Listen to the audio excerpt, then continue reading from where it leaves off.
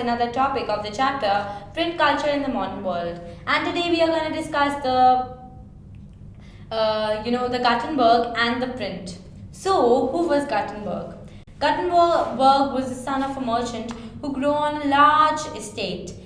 From his childhood, he had seen olive and wine presses. He became a master's goldsmith and in rubbing and he gained an expertise in making making lead molds for making trinkets. And so, drawing on his knowledge, he created the printing press. The olive and the wine model and the wine presses provided the model for the printing press, and the trinklets which he made from the lead molds provided the model for the letter presses. By 1448, he perfected the system, and by this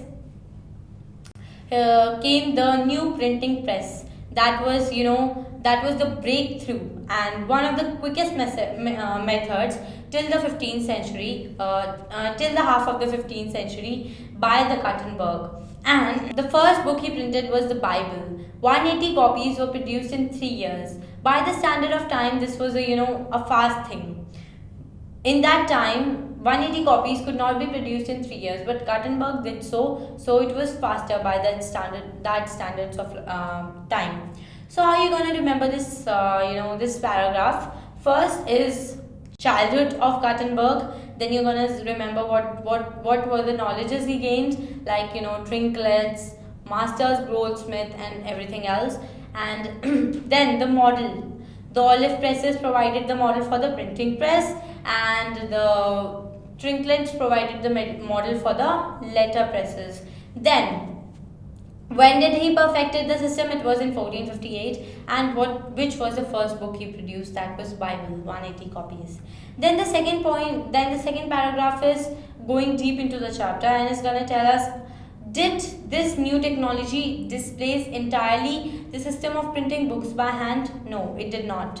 In fact, the early printed books closely resembled the handwritten manuscripts. The letter presses resembled the ornamental hand styles, and again seeing the books for rich, space for decoration was left there, and they did not had to go for vellum each time. They could now go with the print technology as well, but for these rich people the space for decoration was left, and the pages were illuminated and decorated, and borders were there, and patterns like foliage and other patterns were used to decorate these pages. And the other thing, each purchaser could choose the design and the style he wanted the book in, and he could also decide on the painting school that would do the illustrations in his book. So it was a long process. If you're gonna go into a bookstore, what you're gonna do is that you're gonna ask for the book's name, and he's just gonna give you the book. But in that time, each purchaser could choose the design. So if you're a good purchaser, what you're gonna do is that I want a foliage pattern, I want this and this art school to do my illustration. So it was a very lengthy process. And going on to the popularity of this, it became very popular. As there was an ever growing demand for print, and so it was really satisfying this ever growing demand.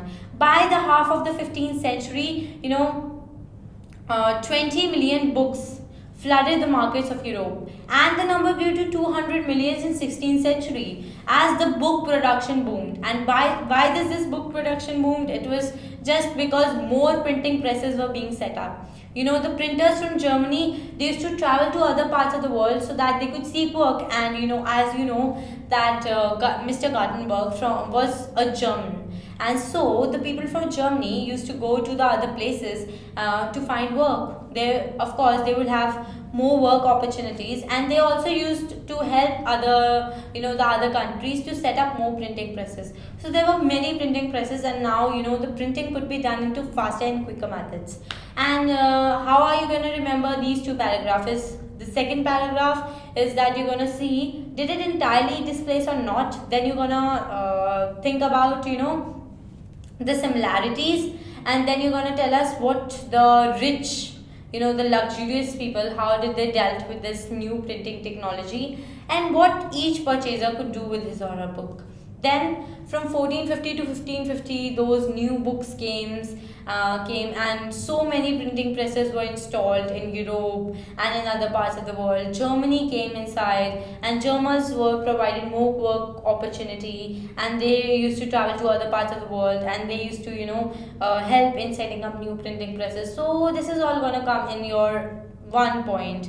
That is how the German was benefited, and the popularity of the Gutenberg's printing press. Thank you, and I hope you understand this topic, that is Gutenberg and the printing press. And if you want to know more about this chapter, you gotta see my other videos. Thank you.